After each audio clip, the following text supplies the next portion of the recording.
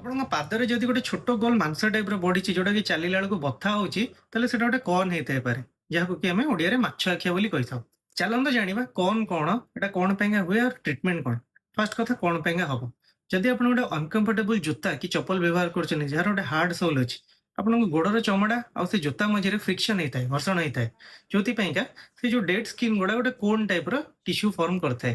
କୋନ୍ ମାନେ କଣ? ଆଇସ୍କ୍ରିମ କୋନ୍। ଗୋଟେ ଭି ଭଳିଆ ଡେଡ୍ ଟିସ୍ୟୁ ଗୁଡା ଜମା ହେଇକି ସେଟା ନର୍ଭକୁ ହିଟ୍ କରେ, ଯୋଉଥିପାଇଁ ଆପଣଙ୍କୁ ବହୁତ ଜୋରେ ପେନ୍ ହେଇଥାଏ। ଏହାର ଟ୍ରିଟମେଣ୍ଟ କେମିତି କରିବେ? ପ୍ରଥମ, ଉଷୁମ ପାଣିରେ ଗୋଡଟାକୁ 10 ମିନିଟ୍ ଘୋଡେଇକି ରଖିବେ। ପୋଛି ଦେଲା ପରେ ପାଖ ମେଡିସିନ ଦୋକାନରୁ ଗୋଟେ କର୍ନ କ୍ୟାପ୍ ଆଣିବେ। ସେଥିରେ ଥାଏ ସାଲିସିଲିକ୍ ଏସିଡ୍। ତାର କାମ ସେ ହାର୍ଡ ଟିସ୍ୟୁଟାକୁ ସଫ୍ଟ କରିଦବ।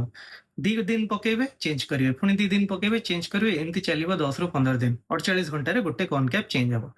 ଯଦି ଏଟା ୟୁଜ୍ କଲା ପରେ ବି ଭଲ ହଉନି, ତାହେଲେ ଆମେ ସର୍ଜିକାଲି ତାକୁ ଡିବ୍ରେଡମେଣ୍ଟ କରିଥାଉ। ସେ ଜାଗାଟାକୁ ଆମେ କାଟିଥାଉ। ମାଇନର ସର୍ଜରୀ ଏଟା 15 ରୁ 20 ମିନିଟ୍ ଲାଗେ। କିନ୍ତୁ ବହୁତ ପେସେଣ୍ଟ ମୁଁ ଦେଖୁଛି ସେ କଣ କରୁଛନ୍ତି, ଘରେ ସେଟା କାଟି ଦଉଛନ୍ତି। ବ୍ଲେଡ ୟୁଜ କରୁଛନ୍ତି କି ସେ ଛୁରୀରେ କଣ କରୁଛନ୍ତି, ଚମଡ଼ାଟାକୁ କାଟି କାଟି ଯାଉଛନ୍ତି।